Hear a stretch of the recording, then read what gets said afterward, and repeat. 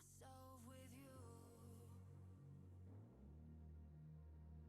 It feels like I can be myself with you.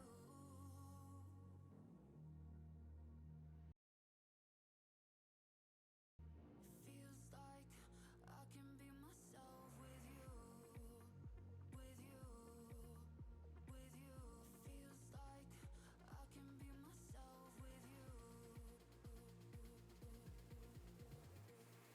Feels like I can be myself with you.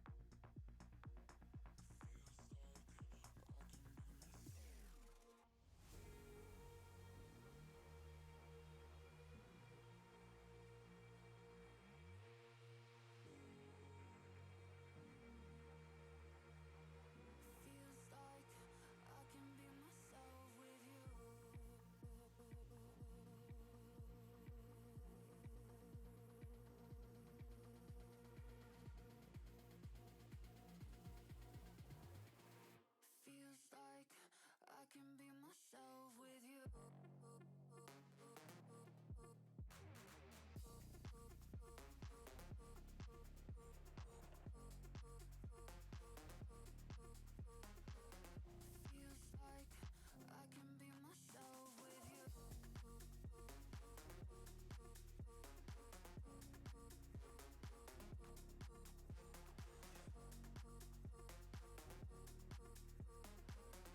Feels like I can be myself with you.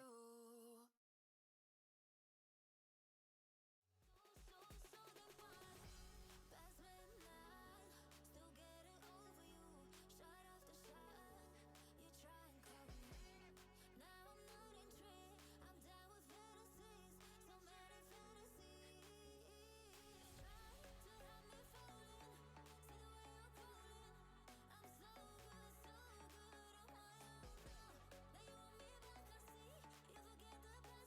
good, so good on my own now.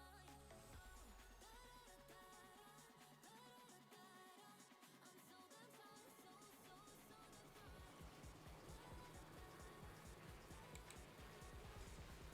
Yeah, hello.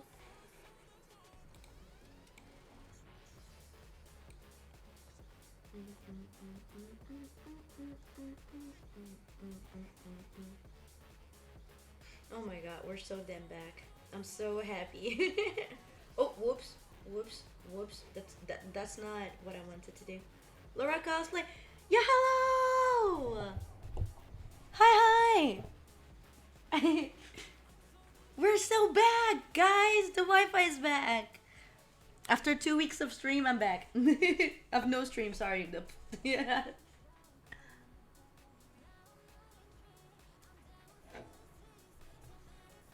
I'm so happy to be back. Oh my god. You guys don't know even like how much I missed you. mm, so let's catch up a little bit and then we'll chill together and we'll see what we'll do. I don't know if I'm gonna play a game or just like do art yet, because I'm streaming out of nowhere. I'm just very happy that the Wi-Fi is back.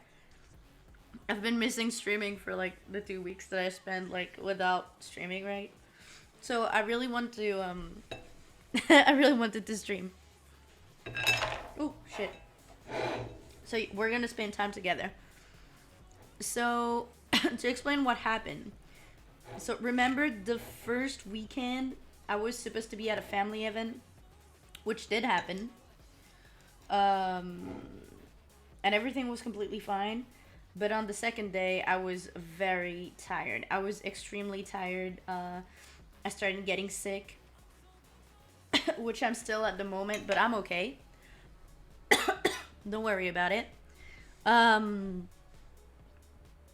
and oh yeah, and then like after that, I've waited like an entire week thinking, hey, we're gonna stream. It's gonna be fun and all that shit, right?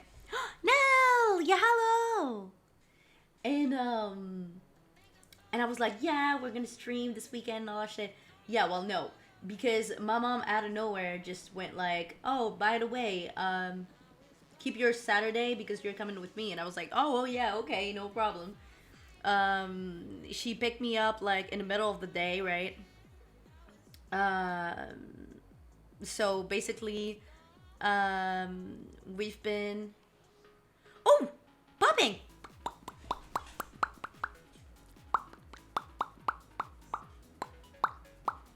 Thanks for the hat pat.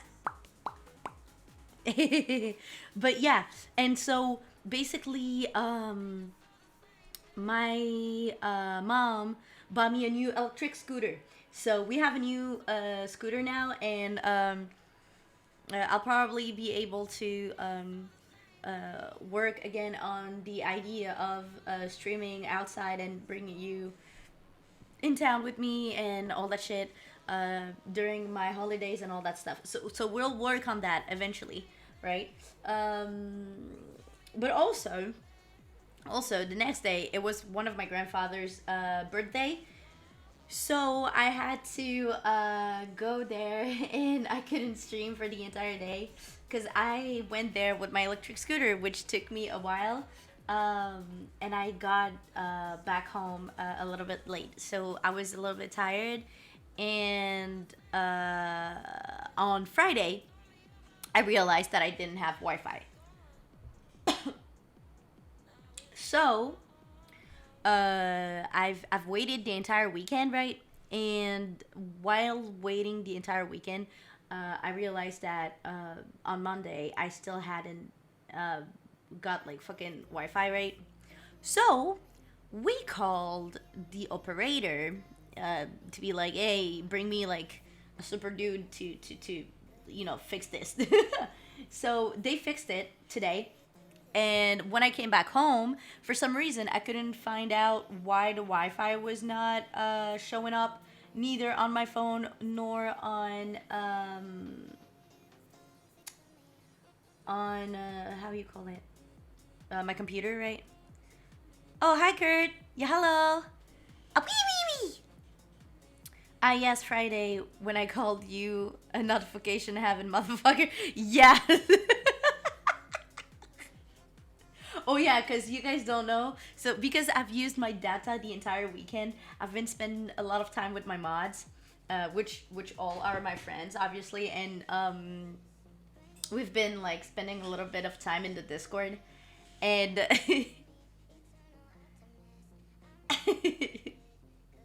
wata. Okay, so I can't get the water, but I can't explain. It's because I've got a can of Schweppes, so we're drinking this today. I don't really drink soda usually, I know, and it's not really my thing, but it's because I ate taco yesterday, and so I got a can with my taco. Um, so I just got it. So I guess we're drinking this today. Fluid is fluid. All right. Okay. Oh my god. Give me a break. I just started. All right. Give me a second. Mm.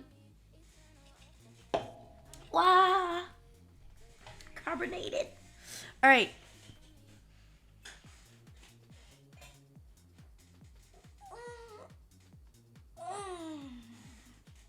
Oh, what the fuck? Like, you guys. And the maid outfit. Oh my god. And the headband.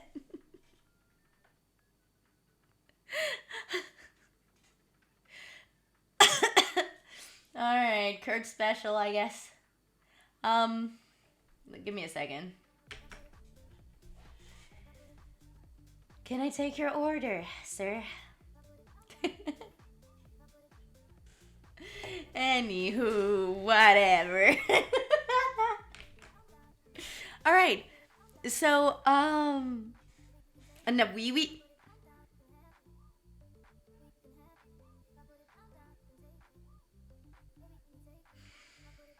anyway. Hey, Maidawi, yeah. So, like I was saying, I don't remember what I was saying. What was I saying? Uh,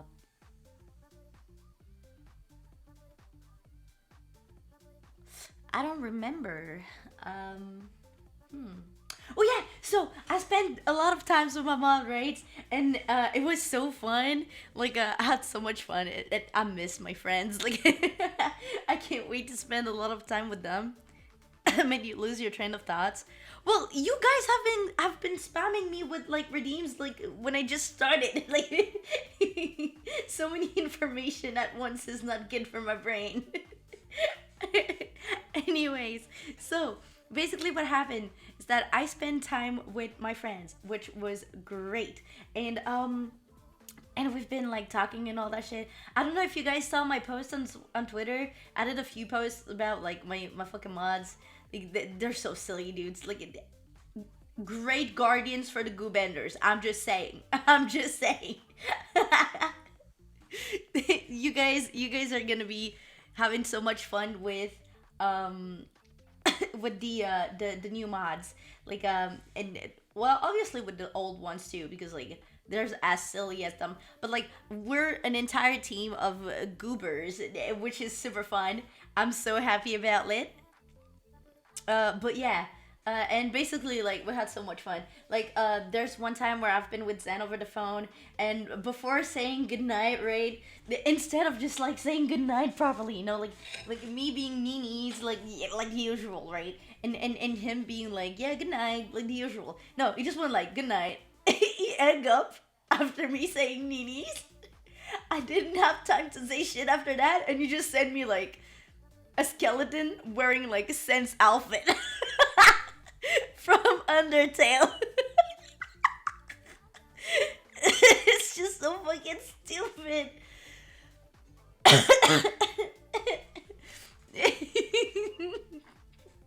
And we we go back and we started laughing for so long. It's so silly. Oh yeah, and after that, right? We've been like spending time with Ty, and I don't remember. He said some shit about like um me being gorgeous or something. I don't remember. And like and it just went wrong. And I just went like because I was sick, I just went like, well, Uno reverse him, and then like I was like, you know what? You're so gorgeous. You're so handsome. You're so pretty that it makes me sick. And I started like just blowing my nose in my tissue. It was so funny. And then like there was also like oh no, oh no, what's going on? Oh no, we lost it. We lost it. We lost the model. It just froze. Is my entire computer freezing? No way. Oh, we're back. Okay. Oh my god. Oh, we're having a hard time. We're having a hard time. Wait. What is going on?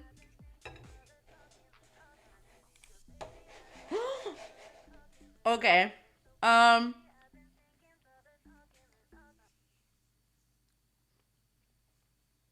okay.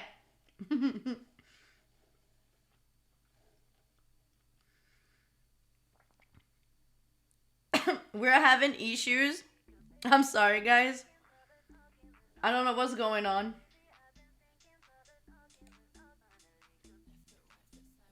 Let me get some apps out. There we go.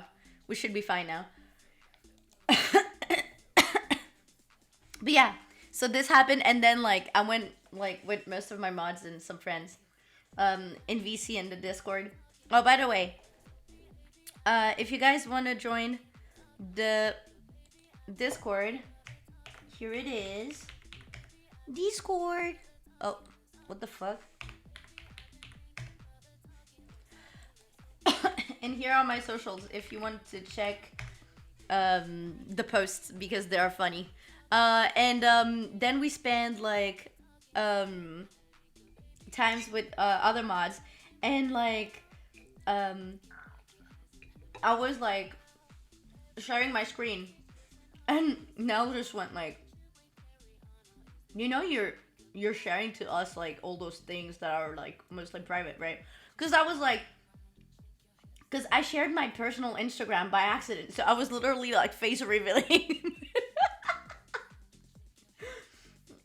on accident, and then like Flo just went like, because like I explained to Nell that notification kind of like triggers me on my phone or anywhere mostly.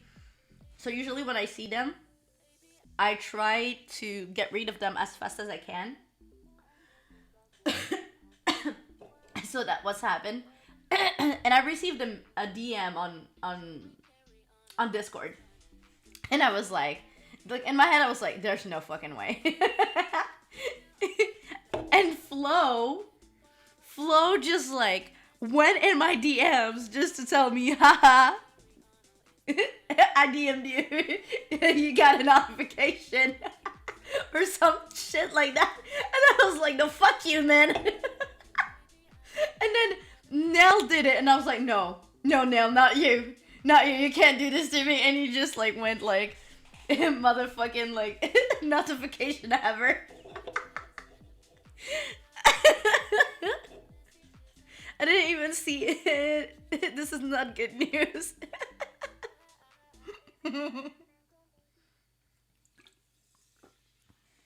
But yeah, if you guys ever want a face reveal, there's kind of one on my Twitter. There was that trend of like IRL vs VTuber, and I was like, well, why not? I guess I'm. And so like because I took a picture, because at the time like I did eye makeup that I liked, purple full, right, super purple, and with different shade of purple, and it was so pretty, and I wanted to send it to Gubanti, so I was like, I'm gonna take the picture, I'm gonna save it, and I'm gonna send it to her, which I did, and I sent it, and I was like, well, I still have that picture, I guess I could use it because it's super recent.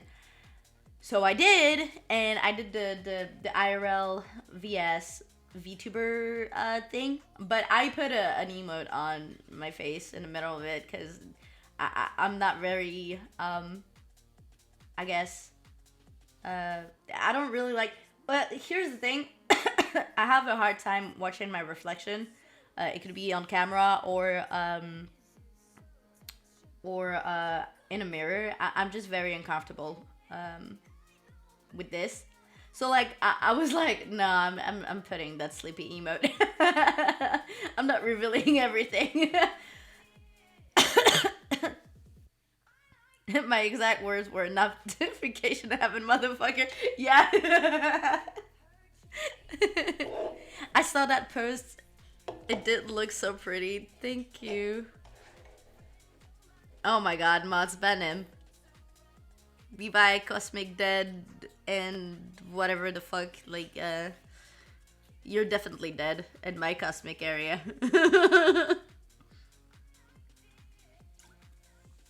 Yeah!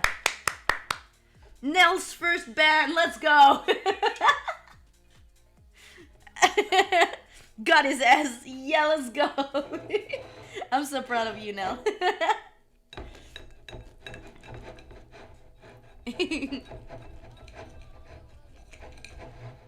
But yeah, it was super funny. I didn't expect so many people like seeing the post. Obviously, it was not like a lot. I mean, for a lot of people, it might not be a lot, but for me, it was a lot. So I didn't expect it, and now I feel seen. I feel like I don't feel great. That bot can no longer be a notification heaven motherfucker because he's banned.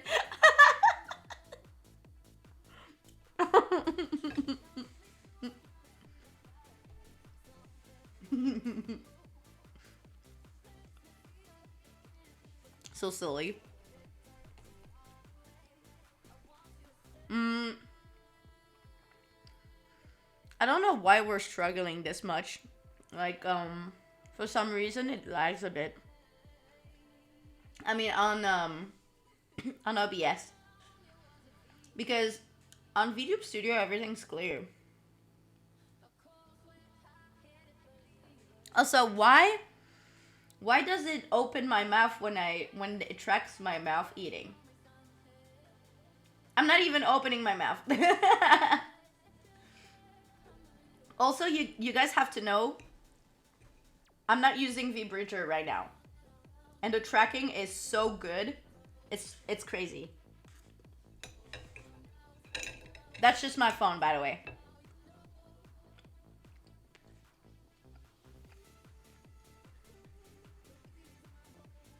Like, I'm not even using VBridger. It's insane.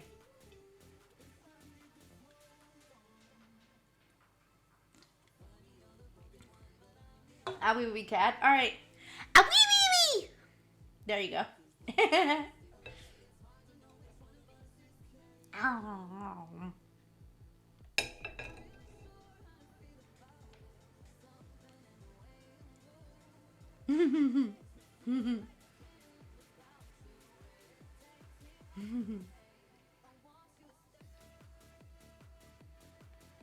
Thank you for the head patch.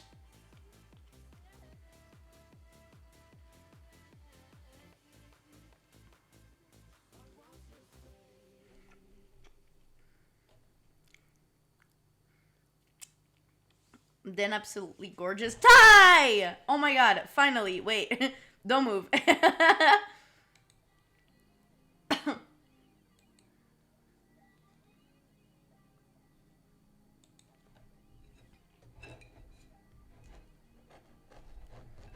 A wee wee cat and the ears disappears. Well, I mean, it was fox ears anyway.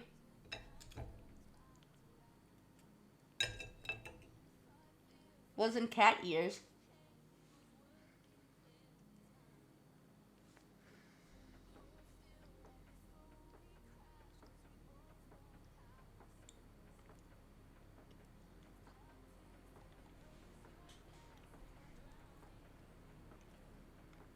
What do you mean, finally? I got class you, goober. I know you had. I'm not talking about this. It's just like, now I can make you a mod. Because I have your name in front of my face.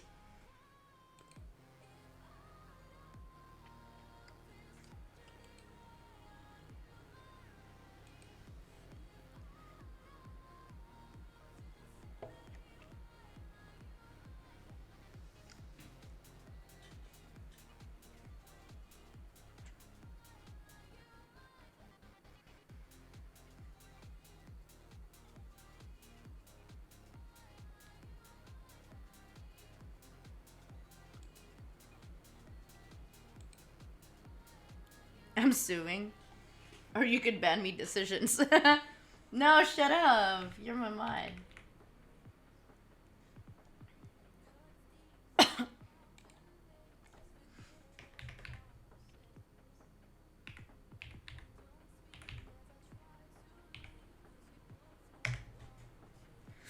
There we go. You're a mod now.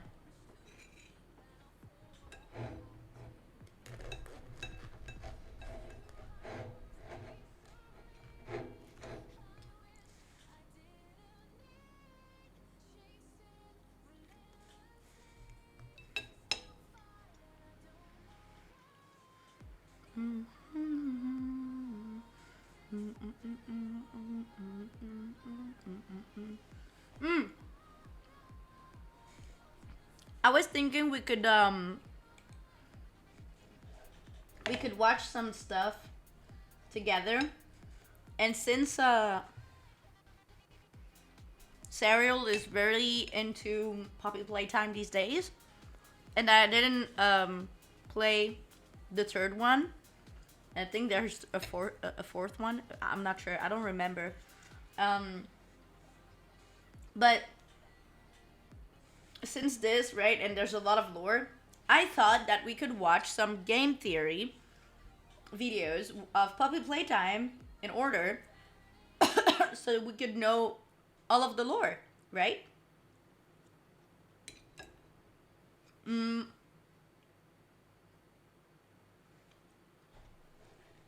Would you guys be into that? We could like watch together.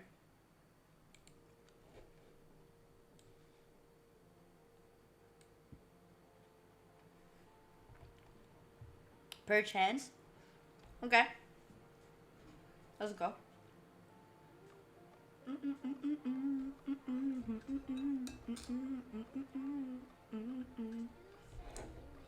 I'm finishing with my food. And then like we'll watch, okay? Oh, by the way, I have a little announcement to make.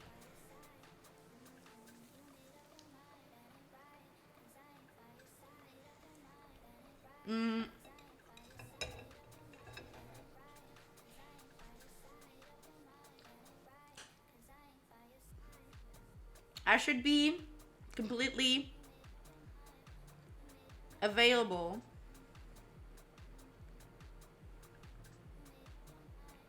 two weeks from now. So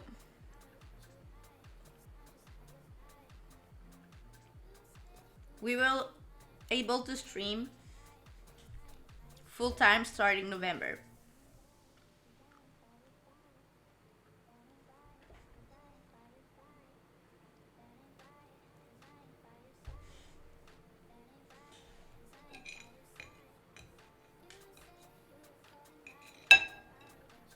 So now you're to see me every day until you get fed up of it. Let's get Aoi to partner then. Well, to be fair, to be partner, I just need like the viewers.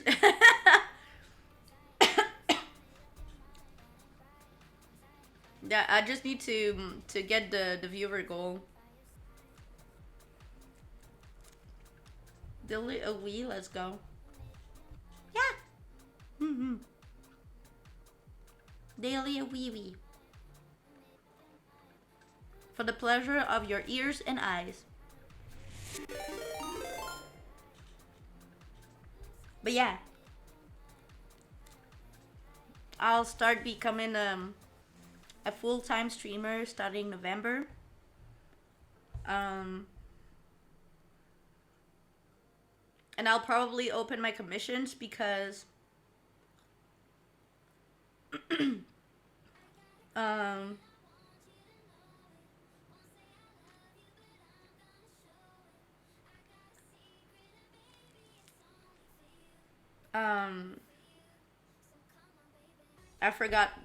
I forgot what I was about to say. Wait, what?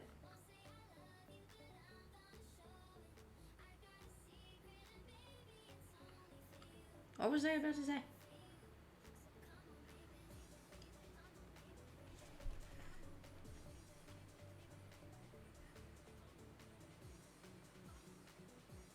Oh yeah, right. Commissions.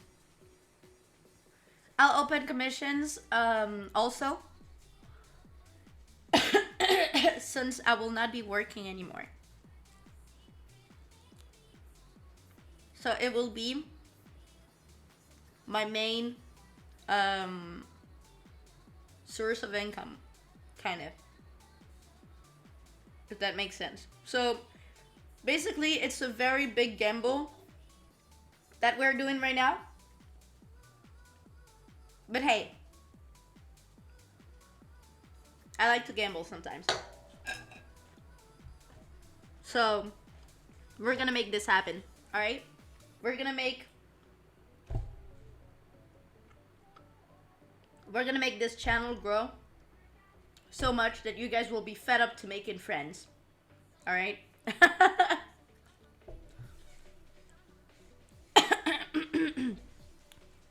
Oh my god, thank you, Violet. What the fuck? Daily wee woo? Yeah. The wee woo might be with you. In the name of the wee woo, we should do the Yahalo greetings every day. But thank you for the sub. 17 months? That's crazy. Happy 17 months. Holy shit. Evening. 17 plus consecutive viewers need to get out. They're posting on social shorts and rubbing elbows with your friends for collabs. We'll think about that. No, but yeah. I'll definitely try to do more content from now on. By the way, can I DM you about something cool that happened today? Yeah, sure, you can. Not that I will answer right away, but yeah, you definitely can DM me. Like, what the fuck, man? You're my fucking mod. Of course you can DM me. What the fuck? What the hell, man? Let's go gambling. Gambling! Yeah, gamble. We're gambling with my life right now, guys. Alright. Now that I ate my pizza, it is time for the puppy playtime. Let me see.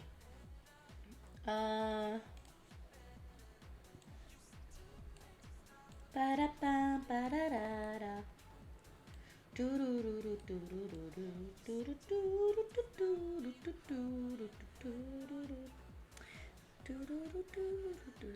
Maybe here would be better. I wonder. We'll see eventually. You know you're better than this. Should we be in here? And then go window capture.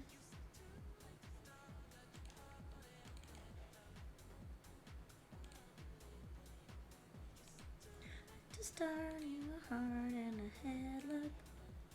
You know you're better than this. Do do do do do do do.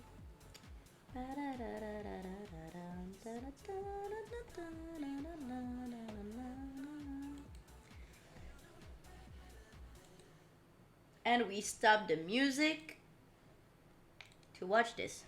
What up with us? Stop! Wait a minute. We're trying to hear stuff anyway, so please wait a minute. Wait, video. There we go. You guys ready? Yay. Should I stay here or should I go down and so we could look at it properly?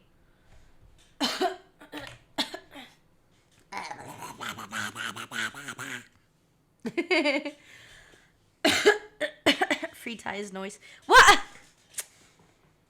Stop it. Stop it. You're fine where you are, Abby. Ote. You sure? I'm not a... I feel like it's wrong because like I'm in the middle of the video somehow.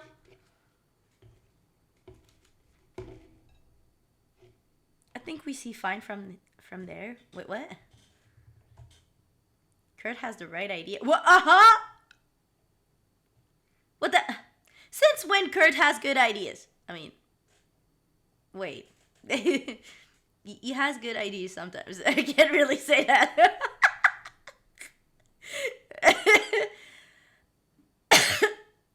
The shade? What?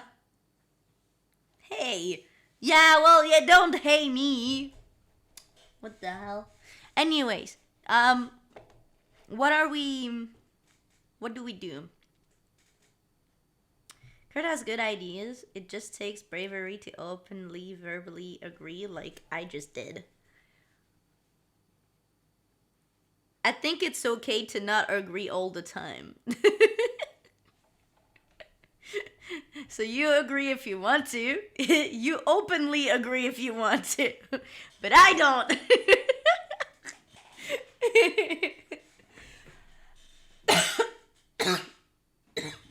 Anywho, um, you know what? No, maybe I should. Oh, please don't.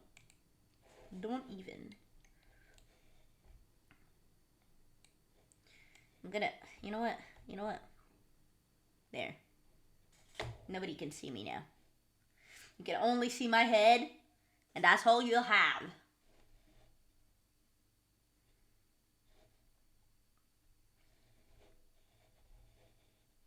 I'll be a lurker.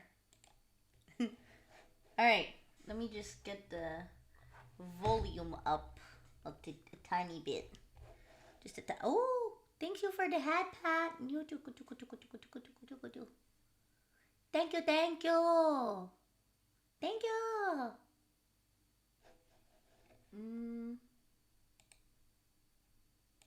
Okay, here. Doki Doki Literature Club solved. Bendy and the Ink Machine solved. Five Nights at Freddy's solved, maybe. Then kind of retconned and solved again. I don't know. Yeah, remains to be seen. Anyway, today there's a new challenger, Poppy Playtime. And with only one chapter available, this thing is ripe for the theorizing. We've seen children's toys and games trying to kill us in the past, but it's never been anything like this. Oh shit. Hello, Internet. Welcome to Game Theory, where today I wanted to start off by introducing you to our latest piece of merch. Say hello to the Maddie Pally doll. Maddie Pally, the perfect friend for every theorist.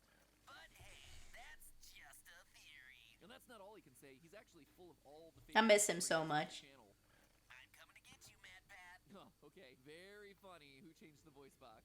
No one did, Matt Pat.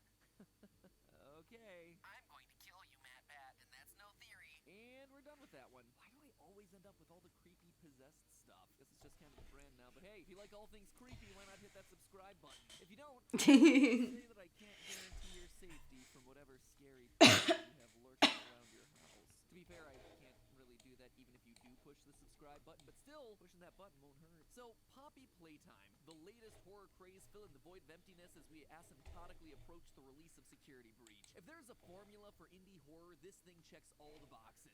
Simple creative gameplay? Check. Horrific childhood playthings? Check. Mysterious hidden lore sprinkled throughout? Double check. So today we're gonna look at the first chapter to start piecing together what's really going on in this game and what's gonna be coming in the future installment. I have to say, for those who know and have been seeing me playing this game, the first chapter is terrifying. The second one less. There's some stuff that are like not really that made me spooked very bad. But the first one, you see that little blue motherfucker? Yeah, that guy. Yeah, him, right. Fuck this guy. I hate him. He's scary as fuck. Looks similar to the dozens of indie horror games that we've seen in the past. This one has some unexpected twists that make it all the more surprising. Fuck this guy. And I gotta say, for the first time in what seems like Huggy fucker. trying to steal your identity to escape their video game prison by hopping into your body. No matter what else this story entails, big props on being creative on that one. When we boot up chapter 1, we're told that we're taking on the role of an ex-employee of the Playtime Company, finally returning to the factory years after Some people would. disappeared. Well, I'm not some people. Definitely not. Not on this one. Why are we the ones who click into this game and already there are so many questions circulating around? So, to start our adventure, we receive a note informing us that these missing employees never actually left the building, alongside a VHS tape that introduces us to the titular character Poppy Playtime, a doll with hair that smells like poppies, weirdly realistic eyes, and the ability to have actual conversations. She is the first truly intelligent doll in the world. A little girl can talk to her. Poppy gives her answers. which gotta say is a whole lot of red flags. I need to turn the volume up a little bit on the vid. Okay, give me a second. You start running. Is that better? But I don't know, it's a game. What else am I gonna do? I'm curious, so off to the factory we go. Right off the bat, we find a giant version of the popular playtime. Is it good now? I'm sure it gives great hugs. No, shut up, Ty.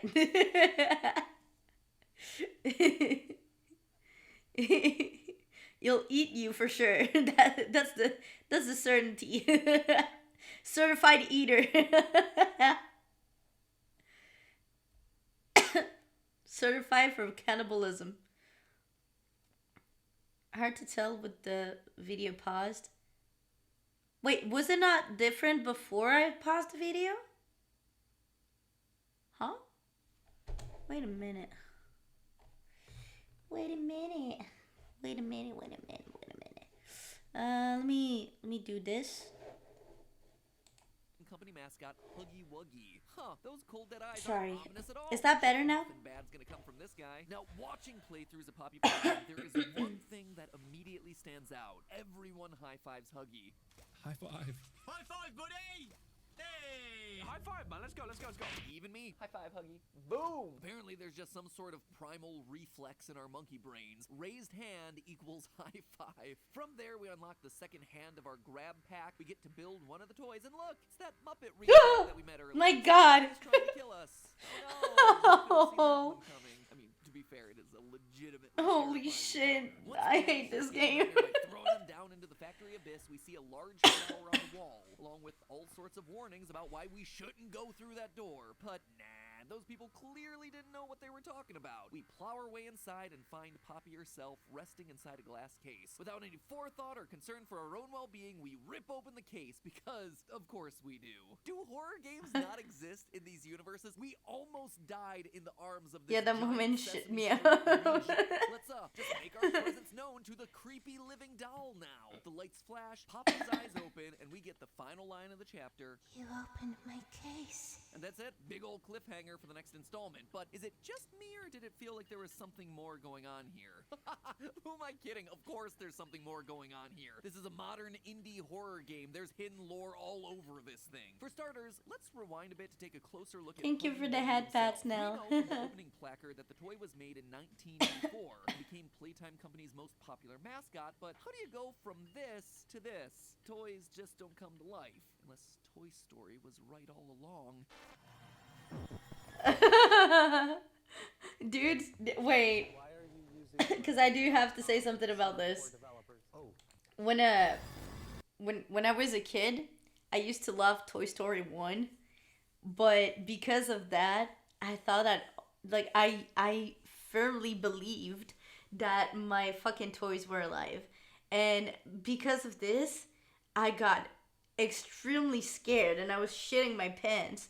So, and it's still an habit that I have. Don't ask me why, because now I don't really think much about it.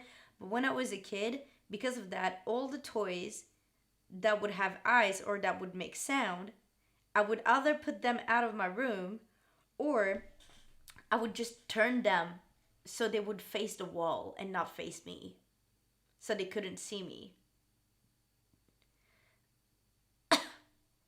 It was terrifying for me, which is why also sometimes I do have this habit of like turning, like I have two figures, a Tsuyu figure and a Sakura card captor figure that were like given by my friend, right? It was a gift.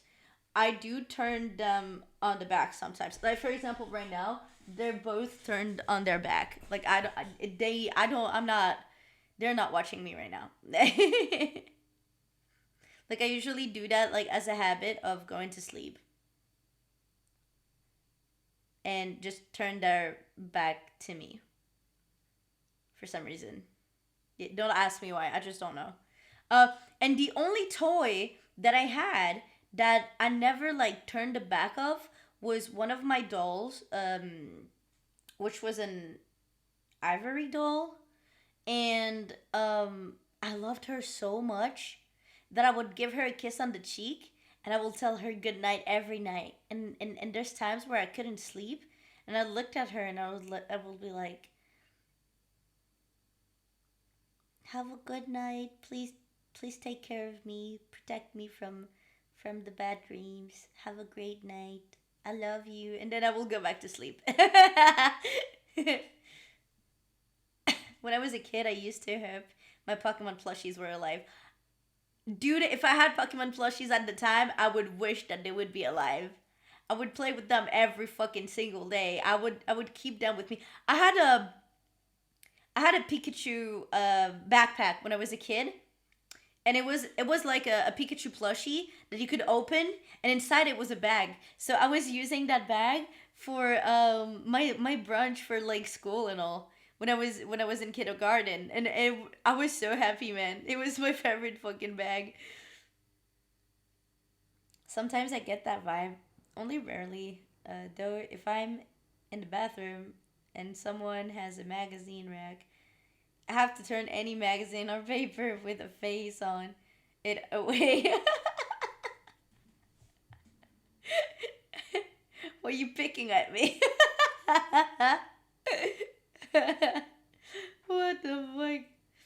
Yeah, okay, I don't have that with the magazines though. I usually like just pick up the magazine and see if there's like a comic book in it. Like a little comic section or something like that.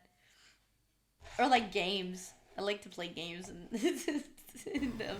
They don't. So what is this thing? Well, for obvious reasons, I immediately jumped to animatronic. But the game actually gives us clues that he's something else entirely. Something even more horrifying than we could have ever anticipated. If you're unfortunate enough to get killed by Huggy during the chase, you get a randomized death screen with a message that ranges from "It's not your time" to "Don't let them inside." But mixed in there is the chance of you seeing one that reads "EXP 1006, isn't he wonderful?" This would suggest that someone is asking us what we think of their experiment, the monster that just killed us. This isn't the only time that we see Huggy referred to by this name either. Throughout the game, we discover VHS tapes with recordings from various factory employees. The last one you receive is simply... If I'm reading it, it doesn't bother me. But if it's just sat there with the face staring at me, it weirds me out. titled Unknown, and on it we hear this message. Final log in relation. Experiment 1006. The prototype. Coordination and cooperation is evidently within his skill set. Am I the only one like hearing behind the guy like screaming and all that shit? In the name of science, whether those who are beneath us understand it or not. So he's an experiment within the facility that escaped and clearly created an incident within the factory, but this still doesn't explain why I think his creation is different from something like the animatronics in FNAF. Well, in the trailer for the game, we get our first look at Huggy, walking towards us while bits of text flash up on screen. These messages seem to be excerpts from documents of Playtime Co., but before you can read them, most of the text disappears to reveal a new, eerie sentence. But you know I'm gonna pause the video and read all the frame-perfect stuff, right? Most of the vanishing messages cover pretty standard stuff, mostly about grab pack safety. That is, until we get to the 43-second mark of the trailer, where suddenly we have a giant wall of darkened rolling text happening behind the main message. Hold the phone! Things that are hidden in the dark? What is this, a 2015 FNAF 4 teaser image? So, true to form, I do what I do. Wait, give me a second, guys, because I could. You can see shit and I can't. So, because it's on the old screen. So, give me a minute. Give me a damn minute. I gotta change screens for a second, because, like, this is not helping me. Alright.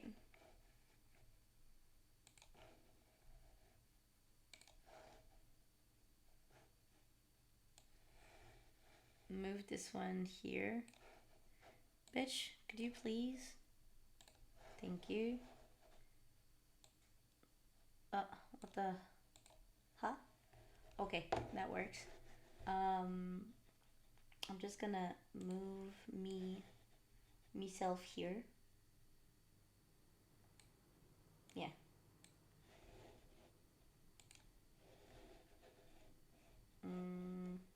Alright.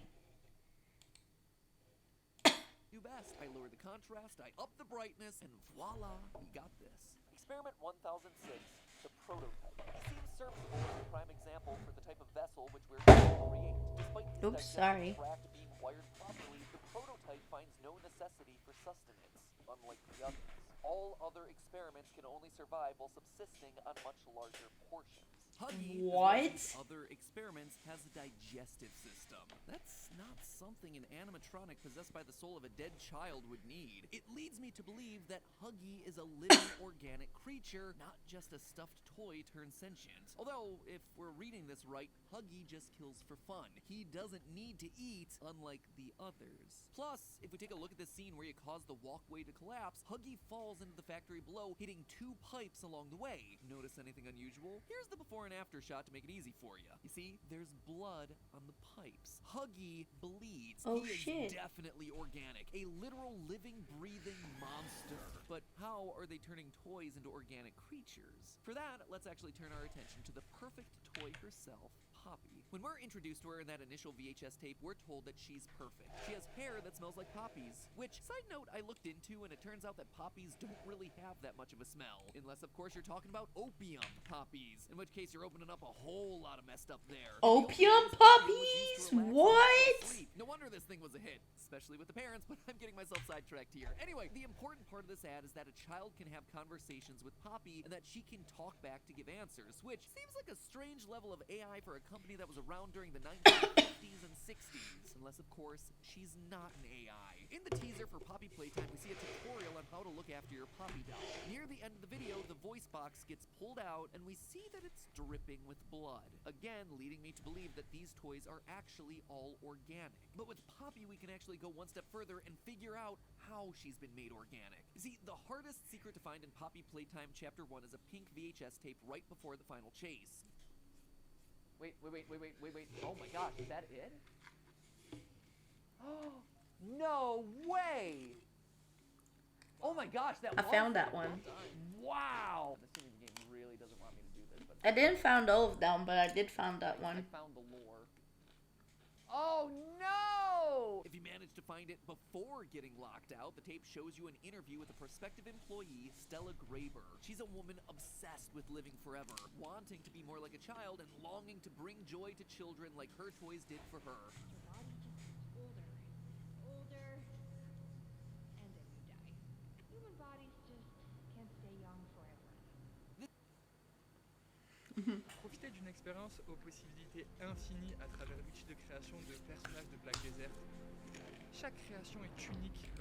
This tape feels really random in the grand scheme of things. Like, why would we be shown this? Well, it starts to make much more sense in the context of living organic toys. Based on the way that she talks, Stella would be the perfect candidate for some experiments that Playtime were running. I believe that they used employees, specifically Stella, to make Poppy. Not just transferred her consciousness either, but used her physical body, their digestive systems, their brains, and in the case of Poppy, Stella's eyes. It seems like an extreme leap to make, but look at Poppy's eyes in the video. Tell me that those aren't human. You don't just add capillaries to your cute little doll's eyes. This would also align with the whole bleeding thing. Organic bodies made of flesh and organs that can bleed. It's also worth mentioning that the voice actor for Stella is the same as the voice actor for Poppy. This may just be because of I was about to say, it does sound like Poppy. Feels like an interesting detail to call out. If I'm right about Stella and Poppy being one and the same, I think it gives us a pretty good idea of what her part is in the wider story. The general consensus online is that Poppy is going to be the big bad. I mean, the game's got her name on it after all, but for me, I'm not so sure. I don't believe that Stella would be mad about being turned into a toy. I think that, honestly, she'd be delighted. She would not be delighted, however, in being locked away in a sealed glass case. Fusion! At the end of Chapter 1. You opened my case. It sounds like a confused, but thankful response. By being locked away, she hasn't been able to go out into the world and bring joy to children. It's not much of an existence living inside a tiny box. Believe me, I know, doing this many videos every week, I've become very used to the confined space of my recording closet. Us coming along and freeing her, I think that's gonna be the rescue that she's been longing for. Some of the death messages also lead Oh, me to shit. believe that Poppy isn't trying to kill us. Look again at these screens. I need you alive. It's too early to die. Death isn't permanent. Who is talking to us in these screens? Well, I think it's Poppy. She's the only other character that we've been introduced to so far, so if it's not her, it kinda has to be someone else that we haven't really met yet. She's calling out to us. She needs us, and it's not just for her sake either. Another death screen reads, "More lives are at risk than just yours." Whoever this person is, they're hoping that we can help all of the vanished employees. And it doesn't end there. There's one final death screen to call out. This one. which looks like somebody head-desked their keyboard repeatedly, but it actually appears to be Cyrillic characters, or at least approximately close to Cyrillic characters. For those of you who don't know, Cyrillic is the alphabet used for Slavic languages. Places like Russia, Bulgaria, the Ukraine, you know, countries that give new meaning to the word cold. Who knows, maybe the languages all look this way with the extra accents and swoops because people trying to write them are shivering all the time. Anyway, for it being Cyrillic, it actually looks to be a simple substitution cipher, with different characters representing different characters from the Latin alphabet that we're more familiar with. Notice these two in a row right here, probably EE or OO. Using that as our base and trying lots of different combinations, we can't come to a definitive conclusion. There just isn't enough letters here, but stay, they need help, certainly fits the pattern that we're seeing in the letters, which again hints at the fact that these are people, ex-employees trapped inside the bodies of the monsters looking to escape. All of this points to Poppy becoming our companion. Maybe she'll help us solve puzzles by getting into spaces that we can't, or she'll be able to distract the monsters while we progress, or she'll just be our guide through the factory maze, kind of like GLaDOS the potato from Portal 2. But in some way, I think that she's going to be helping us both save herself and all the others. So if Poppy is our helper, then who's our big bad? Well, remember the trailer? While discussing Huggy, it mentioned others. So did the VHS tape. We know that Huggy is experiment 1006. Which, if this scientist has any respect for logical procedure, would imply that he's actually the 6th experiment they've created. Sure, they call him the prototype, but he's gained that name because, as the trailer said, he seems serviceable as the prime example for the type of vessel that we're trying to create. So they thought they'd got the experiment right that time, but clearly there were others before him, all with cognitive ability, but these ones are going to be hungrier. They're going to be more bloodthirsty. You gotta admit, he was already pretty bad. So then, Yeah. It truly was bad. made aware of 5 other toys that Playtime creates: Candy Cat, Boogie Bot, Brawn, Cat Bee, and a pink version of Huggy, which we'll call Ms. Huggy. If Huggy was experiment 1006, with 5 other toys available, I think it's likely that they're gonna be the monsters that show up in future chapters. But kicking us off in chapter 2, I believe, will be Cat Bee. Why? Well, because as much as there are references to all the other toys throughout the factory, Cat Bee's the one that has an active part in this chapter of the story. After getting the storeroom tape, we see a conveyor belt, which is covered in Cat Bee parts. Once we crawl through the vents, we end up at an assembly line, where we then proceed to activate and create a Cat Bee toy. The others have all been background characters to the chapter. I love the but we Cat Bee. actively They're very create cute. Cat Bee, which seems like a metaphor for the humans creating monsters, and that points me in the direction of Cat Bee being our next big bad. But all of it leaves me with one final question. Clearly, Poppy put Playtime on the map in the 1960s, based on the vintage style of the Poppy ad and the fact that the ad is actually in color, which is something that wasn't available until the 1960s. Huggy Wuggy was invented in 1984, after Poppy. So if Poppy was a human experiment and she was perfect, then why are Huggy and all the other experiments then monsters? Well, my theory is that Poppy was a human experiment done back in the 1960s and was a roaring success, but the secret to how it was done was kept under wraps. And as dolls came out of fashion, the company had to evolve, creating new colorful toys like Candy Cat and Huggy Wuggy. We can see, based on the toy packaging, that this went on for some time. Huggy's packaging is very similar to those of the 1980s. Boogie Bot and Candy Cat look much more like toys from the early 2000s. Clearly, the company was able to survive for a long time. Oh my god, the pet shop. I'm never gonna see the pet shop again ever. Like the same way. Like, why? Why are they doing this to me? As we see in one of the death screens, without any knowledge of how they managed to successfully create Poppy, the scientists get to work trying to recreate the magic. Toys that would come to life, acting like pets for children, bring them joy. Once again, they succeed in creating something organic, but they miss the one human element that made the original Poppy experiment successful: willingness. Stella was the perfect subject. She seemed like she'd be over the moon with living forever as a child. However, our scientists may not have known about Stella and what made her, and therefore Poppy, special. I bet you that characters like the disgruntled storeroom worker Rich that we meet in the tapes are people that have been turned into these monstrous toys. He doesn't seem all that pleased with the company making his life difficult, and we know that although they may have a clean, sparkly outward image, Playtime don't tend to treat their employees very well. Wouldn't be too hard to believe that they saw the tape of Rich complaining and decided he needed to be disciplined in a very special way. But Rich doesn't have that childlike wonder of Stella or that natural love of toys, and so when he gets made into one, he becomes a monster. The experiment backfires and starts killing the employees. The scientist locked himself away in the same room that we found Poppy. She was patient 0, locked away in the case to protect and study her, until of course we come along and set her free. There you have it, friends. My predictions for Poppy Playtime. Was I right? Was I wrong? I guess we're just gonna have to wait and see. But hey, that's just a theory. A game theory. Thanks for watching. Thanks for watching. Yeah. Alright. Hello, tu es passionné de jeux vidéo, de films d'animation ou de 3D et pourquoi pas en faire ton métier? Suis-moi, on va... We don't give a fuck. So before we start the second video, just give me a second. I need some water. So I'm just gonna grab a drink and I'll be right back. Make sure to grab your drink, your snacks, and your blankies and plushies so we can watch this and chill out a little bit. Okay, I'll be right back. Oh, I have to bring this. What? There we go. I'll be there in a second. Oh my god, it's so freezing here. Oh shit, I forgot to. Fuck, my fucking.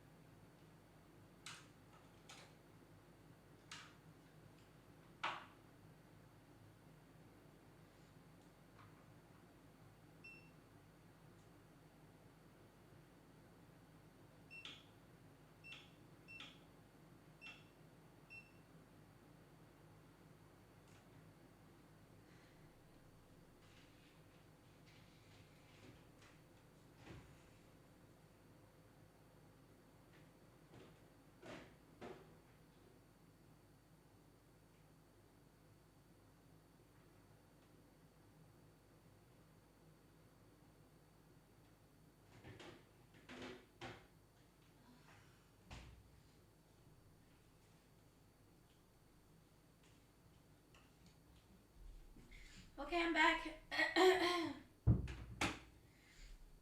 Let me get my blankie and my plushie, and we're good. I have a tea, some sweets, and a big blanket. I'm all set. Let's go! Great. You're doing a great job. And I'm doing a great job because it means that we're chilling out together and that we're actually having a good time watching a video and chilling before bed. So that's good.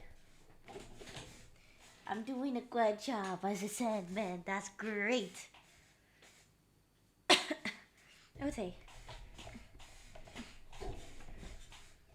Phew. Okay.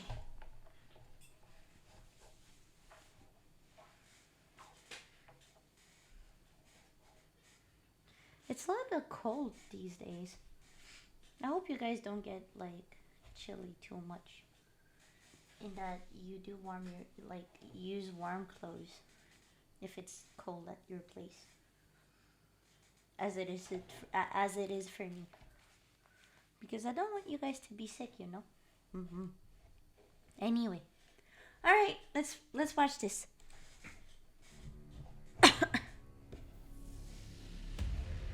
Oh shit. Last October, Poppy Playtime came onto the indie horror scene and took YouTube by storm. Felt like everybody was playing it, theorizing about it, high-fiving it. High five, Huggy. Boom! High five. High five, buddy! High five, buddy! High five? Let's go, let's go. High five. I missed. So of course, when the I trailer for missed. Chapter 2 dropped a couple weeks ago, you blew up my Twitter asking for a theory. So for the last month, I've been digging through the trailer, the merch drops, the secret leaked closed-circuit television footage, all to come up with the answers. And regardless of Game whether I'm theory right or time wrong with about Poppy Sandman, Playtime pick Chapter 2, enrichment. one thing we know for sure, we're I gonna be love dealing it. with some serious big lady energy. Oh, you big. Oh, you big lady.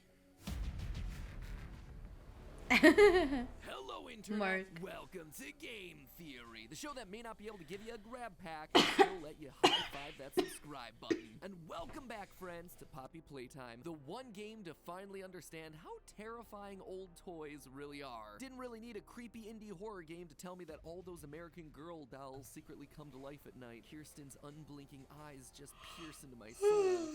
It's too realistic. Hard pass. Last time we explored the old abandoned toy factory of Playtime Co., we walked away with two major predictions about where this franchise is headed. First, we concluded that some of the former employees were experimented on in order to create living toys. And not just experimented on, but that their flesh and organs were actively used as the materials to create parts of the toys. Some were willing participants in this, namely Stella Graber, who I believe is now the creepy living doll Poppy Playtime. Others were less enthusiastic about the process, and as a result, the ensuing toy was just a wee bit less friendly. My second major prediction was that our game's title character, Poppy Playtime, wasn't actually the villain of the story. Unlike every other horror game in existence, where the title character is always out to rip the flesh from your bones. Instead, here in Poppy Playtime, Stella's human desire to make children happy and live forever meant that, now reborn as a toy, she just wanted to escape the factory to fulfill those dreams. Because of this, I guess that she would serve as our guide throughout the facility as we tried to solve the mystery of the factory's missing employees. And hey, if you listen to the Chapter 2 trailer, it seems like we weren't that far off. Terrible things have happened. Where do I even begin? You're in grave danger. She's watching your every move, so you better be careful. Mommy doesn't like guests. That's Poppy's voice, definitely warning us of what's ahead, so I'm gonna personally consider this one a win! Look, I just gotta take what wins I can, okay?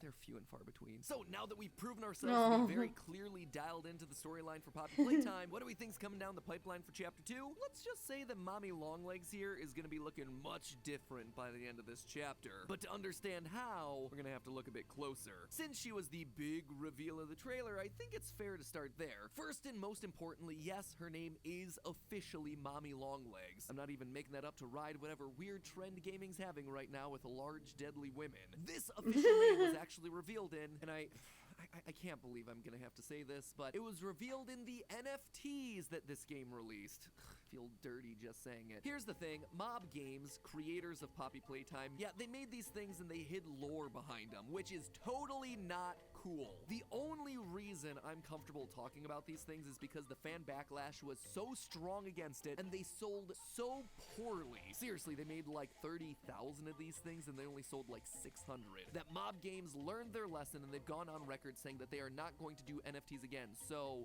we're watching you. I'm gonna hold you to that. Anyway, in a completely awesome move, the channel Terrico bought one of each so that no one else had to and shared them all on his channel so everyone could see what they were missing. And it did give us important lore information. On the front of each card was a Playtime Company toy, and on the back was a corresponding date, which allows us to form a complete timeline of the toy's releases by Playtime Co. Poppy Playtime was the first, released in 1950. Brawn the Dinosaur was next in 1961, followed by Candy Cat in 1979.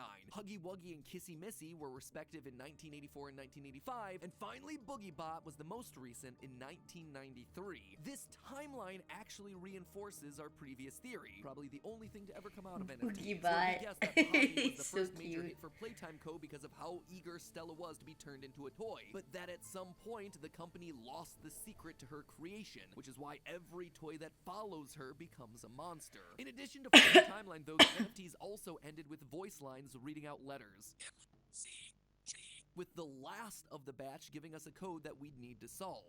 Y M N L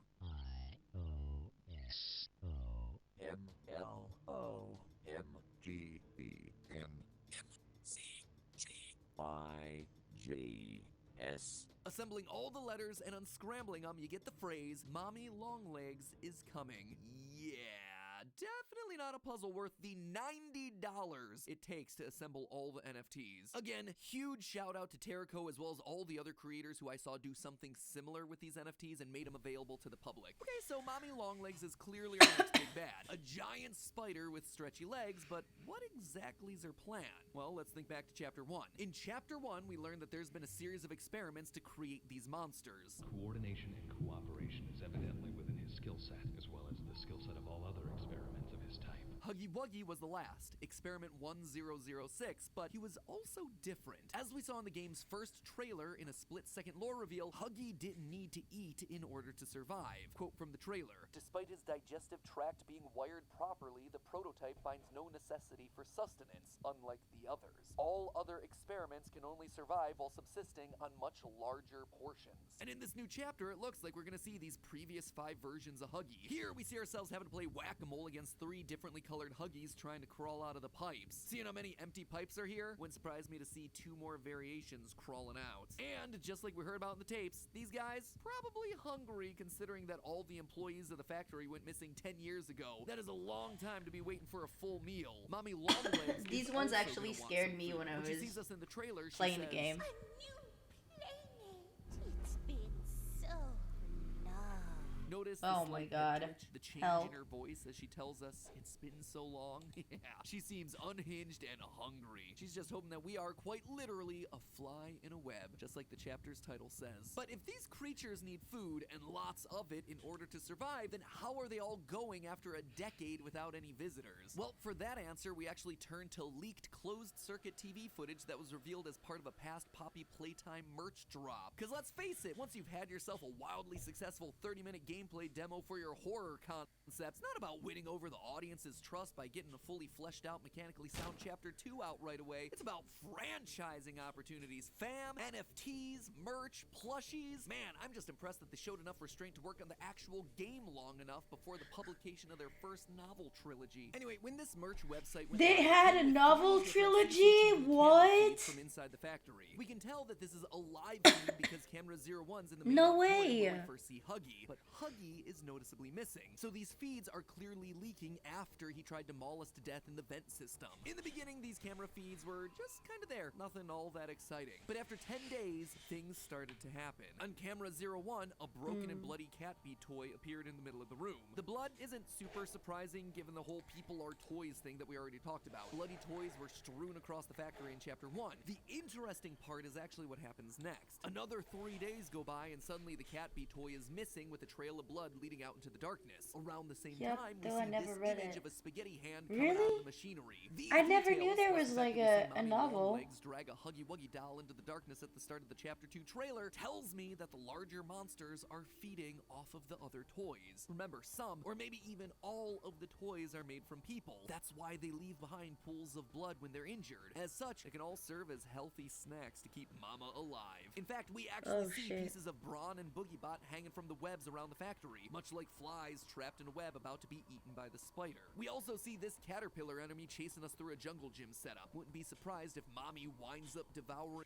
that thing too, like a spider eating an insect. All of that just tiding her over until she can finally get herself a proper meal, us. But for all the spider imagery, there's one Holy weird shit. detail. Mommy Longlegs only has 4 legs. I mean, even my favorite Pizzaplex spider, Music Man, he had 6. But I think that her 4 legs Music act as a clue Man. for what's going to happen to her throughout the chapter. Mommy Longlegs was clearly inspired by the real-world toy of Betty Spaghetti, a toy that was huge during the late 90s and early 2000s. She Oh too my had God. rubber limbs and hair that you could manipulate. But the key part was that she was customizable. And I don't mean that you could just style her hair. Her body parts and hair were actually removable and swappable. For instance, her ponytail could be swapped out for slinkies or yarn. And of course, you could accessorize to your heart's content. If Mommy is taking these broken toys and eating their organic insides, maybe she's also collecting the fabric and plastic bodies to create more limbs that'll make her stronger, add to her arm count. In fact, in the trailer, there's a small detail that I bet most people overlooked. There are these small little dots on Mommy Longlegs' arms and neck as she crawls towards us. It's not a rendering or modeling issue. That is just like the dots that we see on the Betty Spaghetti dolls. Dots that help with the toy's customization. In short, if you think that Mommy is threatening now, just wait until she puts on the rest of her arms and starts filling out those holes with equipable accessories, like a boogie-bot head that's ready to cave your skull in. Other things to point out here from the trailer, obviously the caterpillar, like I mentioned. There also seems to be a flower enemy hidden up in the ceiling. The Huggy we see Mommy grab at the beginning of the trailer isn't the Huggy that chased us from Chapter 1. You'll notice there's no blood on the floor, and it's small size relative to the size of the floor tiles, so this thing is likely a random Huggy doll that's used for effect. But before we wrap things up here, there's still one more topic that I wanted to focus on today, and it's the character that we actually started this whole theory off with, Poppy. Well, the internet's been distracted with Mommy Longlegs. Poppy is still here, and she's talking to us throughout the entire trailer. And what she's saying, or more importantly, what she's not saying, may actually be pointing us to the main plot of not only this chapter, but the entire game. As I pointed out earlier, Poppy seems to be guiding us throughout the game, but just because she's helping us doesn't mean she's actually the good guy. Take a listen to these two lines from the trailer. You are perfect. Too perfect to lose. Poppy saying we're too perfect to lose lines up with what we theorized about last time, that she's the one talking to us throughout the death screens. It's not your time to die, don't die just yet, it's too early to die. All these screens show us that Poppy wants us alive, but her reason for that seems unclear. Sure, throughout Chapter 1, we got notes and death screens that seem to be focused on us saving the missing employees. There's more lives at risk than just yours and all that. But in this new trailer, there's something uneasy about Poppy's tone, something obsessive. It's like she's planning something that we aren't aware of. We theorized last time that all Poppy wanted was to be free out in the real world to bring joy to children. But what if we were only half right? Just because she wants to bring joy to children doesn't technically mean that she has to leave the factory. What if Poppy is trying to bring the factory back to life? At the very beginning of the game, we get a note telling us to come to the factory and find a poppy flower. But after finding the flower, all the literal writing on the wall tells us to not go in. Why would we get a letter from the employees telling us to find the flower only for them to then tell us to stay away once we actually get there? It doesn't make sense. It only makes sense if that first letter is from Poppy. Notice those spelling and grammar mistakes? That letter is from her. It was sent to us to lure us in. She wants us in this factory. She needs us in this factory. Listen again to her lines from the trailer. You are perfect. Too perfect to lose. She describes us as perfect. In the death screens of Chapter 1, she calls Huggy wonderful. He's good, but he's not perfect. Poppy must therefore be aware that both Huggy Wuggy and Mommy Longlegs are the failed attempts to recreate the magic of her own birth. But someone who came back to the factory despite the horror stories? Someone who came back with a good heart that wanted to help those who were trapped? That is suddenly someone that she can work with. As far as we know, Poppy's the only experiment to truly work. The only toy that managed to not turn into a monster through the toy conversion process. And if she truly wants to spread joy to all the children of the world, it would make sense for her to want to restart those experiments, to turn the factory back on, to create more living toys like herself. But it all needs to start with one pure soul. It needs to start with us. That's why she doesn't want to lose us. Not just because we can free her and remove the obstacles standing in her way, but because in her eyes, we can become the new Patient Zero. We can be the Ken to her Barbie. My guess is that after surviving chapter after chapter of toy-related horror headed our way, in the end, Poppy is gonna turn on us. She's gonna betray us. She's gonna turn us into the next generation of toy. By winning the game, we ultimately lose. But hey, while Mob Games wants you to invest in NFTs to unlock the lore of this game, with our sponsor today, Public, you could invest in stocks that'll give you some real value. Public is an app built to help you invest in the right things at the right time. I'm gonna be honest with you, investing was always really scary to me. I was raised by parents who taught me that you invested your money into your mattress. Literally, you hide it there. But what I've learned over the years is that you actually have to have your money working for you by investing in smart ways for the long term, not anything super risky. Learning journey together. And in the meantime, friends, remember, it's all just a theory. A game theory. Give yourself 28 days and become the most dangerous person in the room. Let's be real. Most people over 40 use... It's been so long. So good to see you again. Well, not good, really. Don't say anything. Mommy knows. You thought you could just walk right in here, didn't you? As if nothing ever happened. What a joke. Well, they're all dead, all of them. And you did that. Try to live knowing that for whatever brief time you're still alive. But hey, just a theory, right? A theory. A theory. A theory.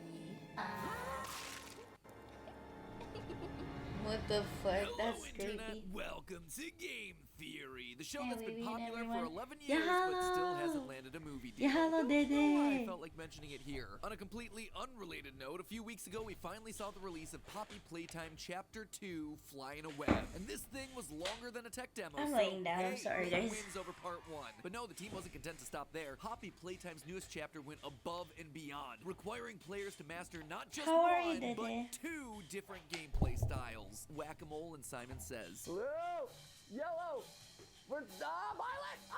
Every game is required to have a Simon Says segment for some reason. I'm of course being facetious about the whole thing. This new chapter actually offered a lot of awesome stuff. Cool puzzles, thrilling chases, and an oversized plush toy failing to pull a lever. The animation is so adorable. I could sit here and watch that all day. Oh, and there are also collectible trophies now. Really challenging collectible trophies that'll push you to the limits of your gamer senses. Any secret trophies or anything that we see up here? Any secret trophies? Secret trophies? Secret trophies? But we all know why we're really here. It's not for the gameplay innovation or the collectibles. It's for the hidden Good, notes just and on my cryptic lunch for clues. work. Ladies and So gonna gentlemen, chill we have here until ourselves then. some lore to Nice. decipher. Chill and with spoiler alert, us. Poppy isn't who we thought she was. First, here's what you need to know to understand today's theory. Poppy Playtime Chapter 1 focused on us, the player, returning to an abandoned toy factory in order Oh, to save shit. some employees that went missing there 10 years ago. We're told via a mysterious How are note you? that we have to I'm still find the sick, but I'm flower. okay. Several I'm just a puzzles bit and one tired because giant of Muppet work. chase later, we find the flower in the form of a giant wall mural of a poppy. Inside is a replica of a house and a doll named Poppy Playtime, locked away inside of a glass case. And of course, we set her free without a second thought because players in video games have never seen a horror movie before. Anyway, Chapter 2 picks up immediately afterward. I hope Poppy you're agrees having to a help great us day. activate a train that'll help us get out of the factory. So much for wanting to help save those missing employees. But hey, if a creepy talking doll starts offering me ways to not be around the creepy talking doll, I'm gonna take that offer. But of course, things are never quite that easy. Mommy Longlegs, a giant stretchy toy spider, takes Poppy hostage and forces us to play 3 minigames in her game station in order to unlock each part of the train's code. Eventually, we break out of our games, which causes her to go complete sicko mode and chase us through a narrow escape sequence. Where have I seen something like that before? In Yeah, the not end, the she gets caught in a sickest. grinder and her remains are dragged away by a sickies. mysterious claw. I hope We you feel rescue better. Poppy, get on the train, but Thank you. surprise, It's been a break surprise, so she far. betrays us, crashing the train Yeah, and forcing us I'm even sorry. deeper into the factory. So those are the highlights from the chapter, but we're still left with a lot of overarching questions. Who are we? Where are these missing employees we're so concerned about? What's the true nature of the toys? And who's secretly pulling the strings behind all of this? Well, I think I have the answers to each and every one of those questions. And the last one is probably the best place to start. As I just talked about, after defeating Mommy, we see her remains get dragged away by a mysterious claw. No, not Burn Trap's claw, but also, yeah, kind of Burn Trap's claw. You see, the hand we see pull Mommy away is very different from all the other designs that we've encountered in the game so far. Most of the toys that we fight are brightly colored, made of plastic or fur, and, you know, look like actual toys. This thing, though, is dark, mechanical, and could poke your eye out. It's like an erector set on steroids. And that's not all. If you zoom in and enhance the image of the claw, you can actually make out that there's organic material mixed in there. Bones and maybe even some veins mixed in with the metallic parts. So yeah, the comparison to Spring Trap, Burn Trap, call them whatever you want, it isn't that much of a joke. But what is this biomechanic hybrid doing within the context of Poppy? Well, back in Chapter 1, we discovered the final VHS tape which cataloged the results of Experiment 1006, nicknamed the Prototype. Final log. In relation, Experiment 1006. The prototype. Coordination and cooperation is evidently within his skill set, as well as the skill set of all other experiments of his type. This, along with a death screen that said Experiment 1006 isn't he wonderful, led us to believe in a previous theory that our big blue boy Huggy Wuggy was the prototype, since, you know, he was kind of the only character that we met in Chapter 1, Occam's razor and all that. However, take a look at the hand on the TV screen that we see during that VHS recording. Look familiar? We see that hand appear again in yet another VHS tape in Chapter 2. Log code 08502. In relation, Experiment 1006. The prototype. The prototype seems to possess an unprecedented level of intelligence, beyond that of all other test subjects, as well as an alarming willingness to commit violence. Experiment 1170, Huggy Wuggy, He remains sounds an like optimal outcome Zane due to from insufficient Love and intelligence. Deep Space. Imagine being able to build an app with your name on it, just by thinking about it. Meet Base 44. Intelligence paired with maximum obedience. Obviously, this outright tells us that Huggy isn't Experiment 1006, and that it's instead the owner of this mysterious claw. So that's what the prototype is, but what makes it so special? Well, during that same VHS tape, we also hear how the prototype takes apart an alarm clock and uses it to make a laser pointer. In short, it's smart and it's able to repurpose things, which would explain Mommy's concern in this moment. What have you done? You make me part of you! She's gonna be reused and repurposed by this entity in order to help the monster escape. Kinda makes you wonder if the veins and bones were how this creature was originally designed, or maybe that's what happened to all the other missing employees. Their bodies were added to the machine. It's interesting. In our last theory, we predicted that Mommy Longlegs would be adding the bodies of dead toys to herself in order to become stronger. We were right about the concept, just looks like we were wrong about who it applied to. As for how this thing is gonna wind up looking, anyone remember Sid from Toy Story 1? Sounds like we might have found one of his creations. So right now it looks like the prototype 1006 is going to be our overarching villain for the franchise, taking pieces and parts of the other toys and maybe even pieces and parts Thanks of for other the people head to grow back, stronger. That being said, one toy that doesn't appear to have been added to the prototype yet is Huggy Wuggy. He may not have appeared explicitly in this chapter, but hints of him are hidden around. When you go into the chapter's water treatment room, if you look carefully, you can see some blue fur that's scattered around the pipes alongside trails of blood. This appears to be the room that Huggy fell through at the end of the last chapter, and would seem to imply that Huggy picked himself up and went full-on sus mode by venting away, waiting to return until a future chapter. Which honestly makes sense. He can't die yet. He's basically the mascot of the franchise. Who even cares about Poppy at this point? I mean, me. I do, because lore, but I feel like I'm definitely in the minority on that one. Speaking of Poppy, let's talk about her, shall we? I mean, it is her name on the title screen, but I'm not after all. sure. This isn't Kissy Missy playtime or Cat Bee playtime, you know? Well, mere hours after Chapter 2 came out, the fan community did what the fan community gonna do. They dug into the game files. And by doing so, they discovered an early build of this chapter hidden away. And while the game itself is still basically the same, the end is where things get real interesting. Normally, you get on the train and Poppy gives you this sinister speech about how you're not allowed to leave. She betrays us and sends us hurtling deeper into the factory for reasons that are kept pretty darn vague.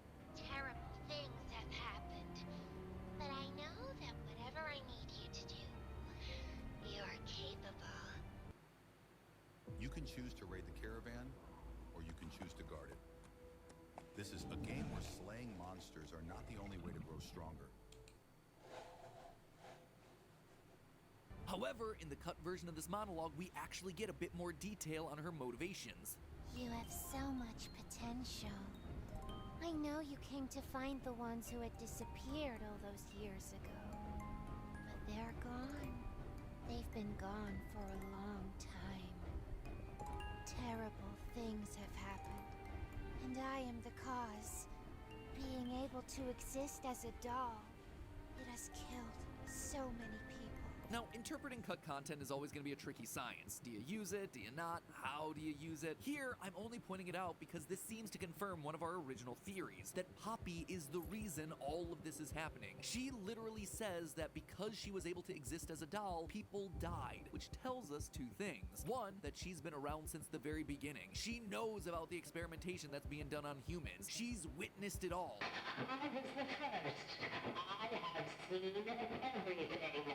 Yes, FNAF, we hear you. You're very special. You did it first. Secondly, though, it seems to tell us that Poppy isn't who we originally thought. Loyal theorists will remember that last time we predicted that former employee Stella Graber was the person whose body and spirit were used to build Poppy. In Chapter 1, we found a VHS tape talking about her desire to stay young and her love of children, which all but seemed to scream, "Make me into an undying doll monster." However, after the clues seeded out in this chapter, we know for a fact that she's no longer a candidate. When we first enter the game station, we're greeted by Stella's voice.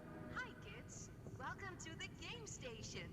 I'm Stella, and we've got 3 super duper fun games to play. Her name also appears on the bottom of a document outlining how to test children using the various game station modules. Quote, give all reports to Ms. Stella Graber to sort through. So Stella was clearly involved with whatever experimentation was going on at Playtime Co.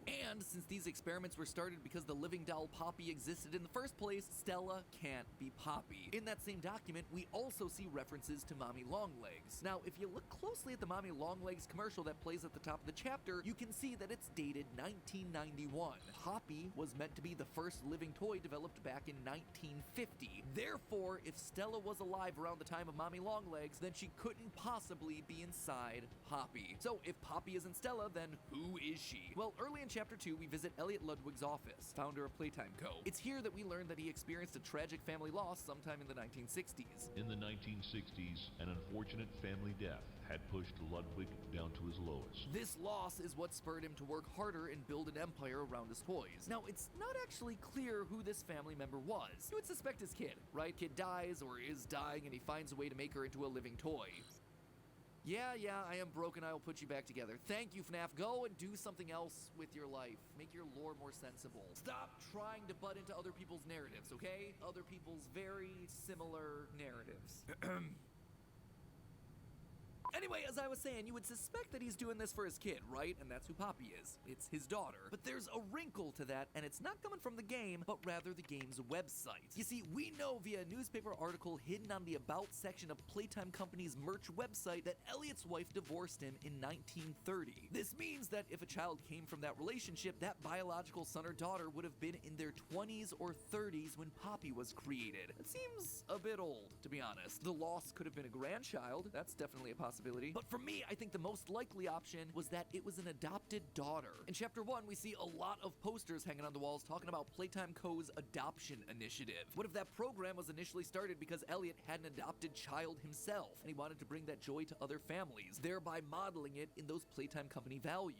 And then, when his daughter dies or is suffering, he, has to find a way to put her back together. So, his adopted child dies tragically, and he tries something to revive her, probably by fusing her with Poppy. And it works. Something he does works. She's in the doll, but he's not exactly sure what he did. Might I suggest trying Remnant or Agony? Sorry, now I'm just going out of my way to do it. Anyway, we know that he's unsure based on a note that we find in Elliot's office in chapter 2. This note talks about experiment 814, in which they try to bring rats back to life using the poppy flower. My suspicion is that this is because he was somehow able to revive his daughter inside of Poppy, a doll who we're told has the essence of poppy flower built into her hair. This is also why we find Poppy hidden in the glass case. It's so his daughter can be preserved, protected, and also studied. It's because he saw it was possible, and then he went on to repeat it, which is why he's so happy about his wonderful experiment 1006, the prototype. After nearly 200 additional experiments post poppy flowers and rats, this is where he finally cracks the code. He's brought things to life, but the prototype is too smart. It escapes and doesn't obey orders, sending the factory into chaos. This is why we hear that Huggy Wuggy is actually the perfect creation, because he's smart, but he's also obedient.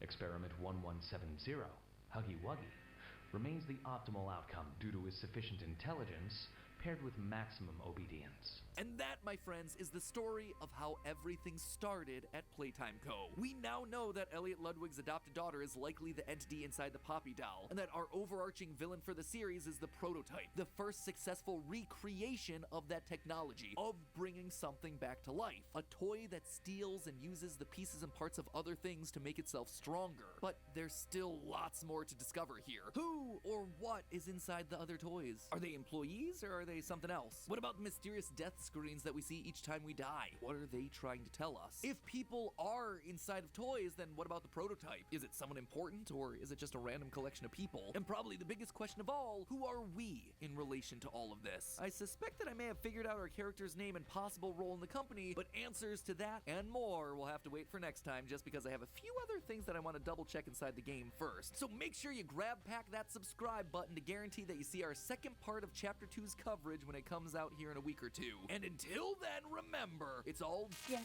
a theory. A game theory. Thanks for watching.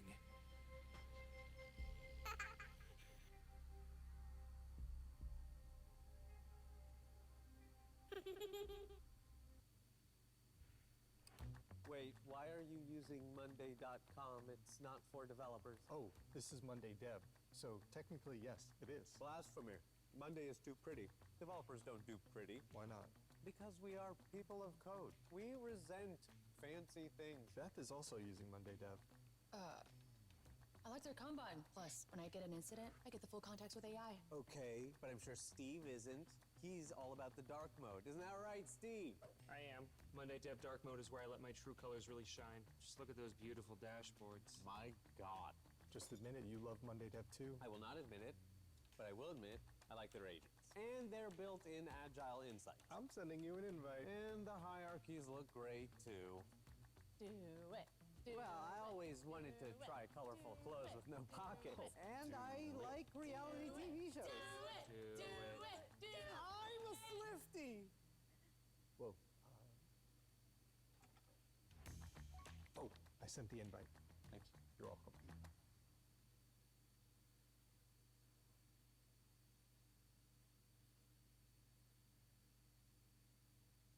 Lind Création, le plaisir d'une gourmandise infinie, par les maîtres chocolatiers suisses.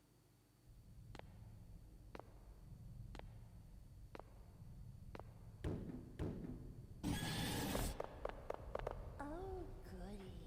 Oh my God, I hate Fly this. for my web. It's been so long since I've had a decent snack. This is my first time watching game theory, and it's really interesting. Makes you think a lot about the lore of a game. Yeah. Don't be frightened by Thanks for the head, Pat. They were just scrap fodder for the pile. There are far greater threats here than you realize. Holy shit. You will make a fine addition. Join me. Join me. Hello, Internet! Welcome to Game Theory, the show that's constantly reaching and stretching for... And we pause there because it's like 10:46. I have work tomorrow, but we can stream the rest tomorrow since I get off work early. I'm sorry, guys. But hey, we're at the 4th video, which is good. And which I'm pretty happy about because I really wanted to chill with you guys. So we can always like stream the rest tomorrow, right?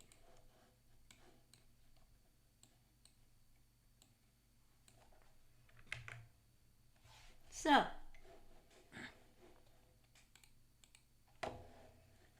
10 p.m. That's early. JK, I'll also be sleeping around that time. Oh my God. There you go. Thanks for the headbands. So here are my social, which you should definitely follow. Here is the Discord link, which you should join. And, oh, no, it's not. Never mind. I don't know how to type. And I'll see you next time, which is probably tomorrow, if I'm not too tired.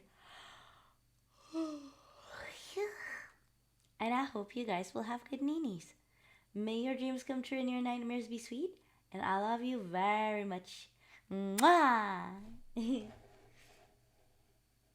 you later. Bye-bye.